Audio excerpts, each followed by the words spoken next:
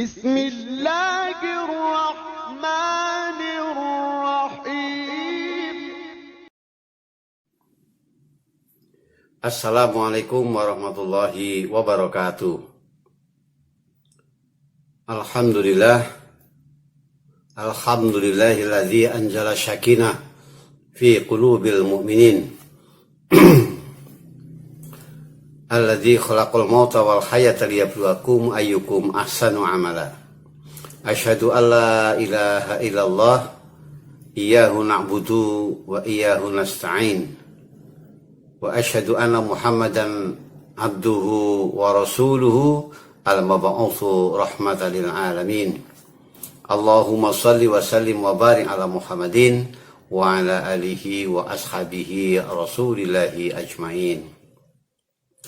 Puji syukur kita haturkan kepada Allah Subhanahu wa taala atas limpahan nikmat dan karunia-Nya yang telah diberikan kita sehingga sampai hari ini kita masih bisa mengelola hati, sampai hari ini kita masih diberikan umur, dan sampai hari ini kita masih diberikan kesehatan oleh Allah Subhanahu wa taala. Mudah-mudahan dengan adanya kesempatan ini akan memperbaiki diri kita semakin baik di hadapan Allah Subhanahu wa taala, semakin baik di hadapan manusia, dan kita sukses beribadah menuju kepada Allah Subhanahu wa taala. Yang berikutnya, tak lupa salam salawat kita haturkan kepada junjungan kita Nabi Agung Muhammad sallallahu alaihi wasallam beserta pada para istrinya, para keluarganya, para sahabatnya, dan kepada umatnya yang senantiasa setia sampai di yaumul kiamah.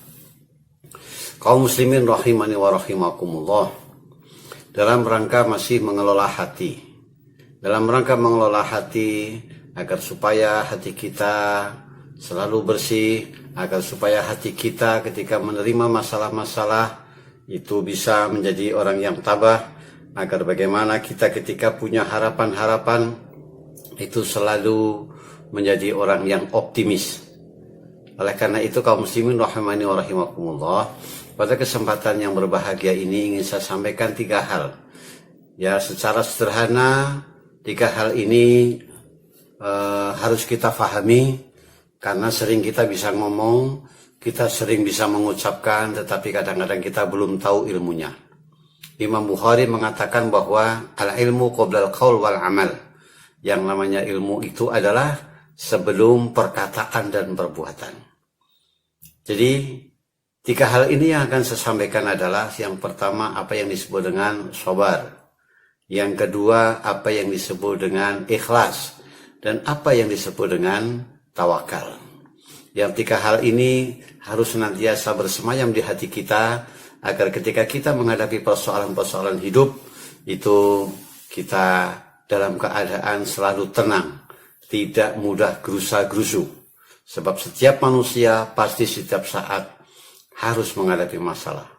Kata Allah Subhanahu wa taala, laqad khalaqnal insana fi kabad, bahwa sesungguhnya aku ciptakan manusia itu adalah untuk bagaimana dia menghadapi persoalan.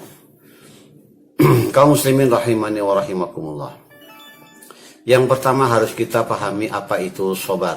Ya, yang namanya sabar sering kita dengar, ya, bahwasanya Allah sering berfirman di dalam Al-Quran, sering kita dengar, innama yuwaffas sabiruna ajrahum bighairi hisab, bahwa orang sabar itu orang yang senantiasa menerima ujian dengan baik, bisa melakukan kesabaran, maka dia akan mendapatkan ajrahum bighairi hisab, dia akan mendapatkan pahala yang tanpa batas. Kemudian juga innallaha ma'as sabirin, bahwa sesungguhnya Allah itu sangat cinta kepada, selalu bersama dengan orang-orang yang sabar. Ya, innallaha yuhibbus sabirin, Allah cinta kepada orang-orang yang bersabar. Ya, jadi kalimat ini memang sering kita ucapkan setiap hari, namun sering kita belum memahami apa itu makna sabar tersebut. Ya, jadi sabar adalah ketika seseorang dihadapkan kepada satu masalah, yang ketika masalah itu kita hadapi, maka biasanya orang-orang itu akan menghadapinya dengan gelisah, dengan susah, bahkan kadang-kadang ada yang dengan emosi dan lain sebagainya. Ketika diuji oleh Allah Subhanahu wa Ta'ala, maka sering kita katakan ketika kita diuji, maka akan dikatakan ya sabaro, ya sabaro kalau kita menghadapi masalah. Tetapi sabar ini adalah merupakan hal yang harus kita fahami bersama. Jadi bagaimanakah supaya kita lulus dalam kesabaran? Yang pertama, bahwa orang itu ketika menerima ujian, maka jangan sekali-kali melakukan perkara-perkara yang bertentangan dengan sifat kesabaran itu sendiri. Seperti emosi, kemudian uring-uringan. Yang paling parah lagi adalah ketika dia berputus asa. Maka jangan sampai kita berputus asa di dalam menghadapi ujian-ujian. Jadi sabar itu apa? Sabar itu adalah menerima beban berat. Ya, menerima beban berat dari sebuah masalah atau keadaan, yang keadaan itu sering kita terima dan rasanya kita berat, tetapi beratnya ini sering melampaui batas keinginan kita. Tetapi bukan berarti melampaui batas kemampuan kita. Ini harus difahami. Sehingga ketika ditanya, sabar apa ada batasnya? Sabar ada batasnya, tapi kita tidak tahu berapa batasnya. Yang tahu Allah Subhanahu wa Ta'ala.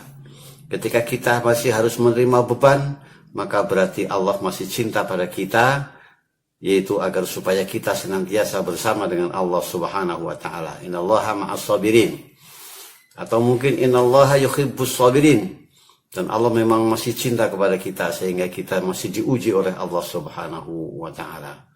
Atau mungkin Allah akan meninggikan derajat kita, akan memberikan banyak kebaikan-kebaikan kepada kita.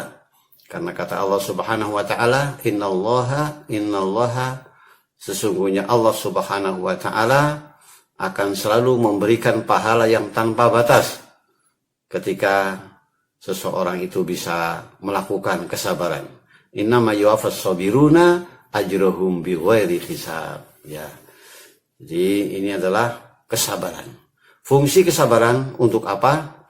Fungsi kesabaran yaitu agar supaya seorang yang sabar ini ketika dihadapkan kepada permasalahan-permasalahan, maka dia akan mudah untuk menghadapinya dan akan selalu tabah di dalam menerima ujian-ujian.